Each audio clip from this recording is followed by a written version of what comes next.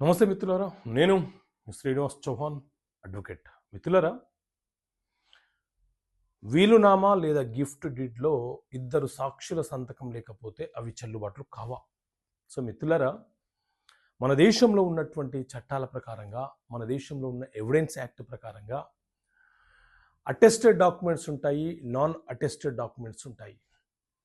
Attested documents అని అంటే కొన్ని డాక్యుమెంట్లకు రిజిస్ట్రేషన్ జరిగేటప్పుడు ఖచ్చితంగా ఇద్దరు విట్నెస్లు కంపల్సరీగా ఉండాల్సిందే. ఆ అటెస్టెడ్ చేయాల్సిన డాక్యుమెంట్లకు ఇద్దరు సాక్షులు లేకపోతే ఆ డాక్యుమెంట్కి చట్టబద్ధత అనేది రాదు. ఉదాహరణకు, మన తదనంతరం మన ఆస్తి ఎవరికైనా చెందాలని రాసే సందర్భంలో వీలునామాని రిజిస్ట్రేషన్ చేయాలనుకుంటే ఆ డాక్యుమెంట్లో ఇద్దరు అటెస్టేషన్ చేస్తూ సాక్షులుగా సంతకం చేయాలి. అప్పుడే ఆ డాక్యుమెంట్కి వాల్యూ వస్తుంది, చట్టబద్ధత వస్తుంది. అదే మన ఆస్తి మనం ఎవరికైనా గిఫ్ట్ డీడ్ ఇచ్చేటప్పుడు కూడా ఇద్దరు సాక్షులు అటెస్టేషన్ చేస్తేనే ఆ డాక్యుమెంట్కి చట్టబద్ధత వస్తుంది.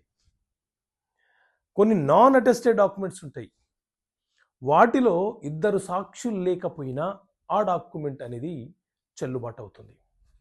కాబట్టి డాక్యుమెంట్ యొక్క స్వరూపాన్ని, స్వభావాన్ని బట్టి అటెస్టేషన్లో ఎంతమంది సాక్షులు ఉండాలనేది మనం తెలుసుకోవాలి. దాన్ని బట్టి ఒక ఒప్పందమో, ఒక ప్రామిసరీ నోటో, ఒక అగ్రిమెంటో, ఒక రిజిస్ట్రేషనో చేసుకోవడానికి ముందుకెళ్తాం. సో ఇలా కొన్ని కీలకమైనటువంటి చట్టపరమైన అంశాలు ప్రజలకు తెలియదు. ఆ అంశాలను తెలియపరచడానికి చట్టపరమైనటువంటి సమస్యలకు పరిష్కారాలు అనే పుస్తకాన్ని మేము ముందుకు తీసుకొచ్చాం. సో ఈ పుస్తకం కావాలనుకుంటే ఇక్కడ కనిపిస్తున్న నెంబర్ కాల్ చేసి ఈ పుస్తకాన్ని మీరు పోస్ట్ ద్వారా పొందవచ్చు. సో మిత్రులారా, ఈ పుస్తకాలు మీకు అందించడానికి గల కారణము చట్టాల మీద ప్రజలకు అవగాహన ఉండాలి.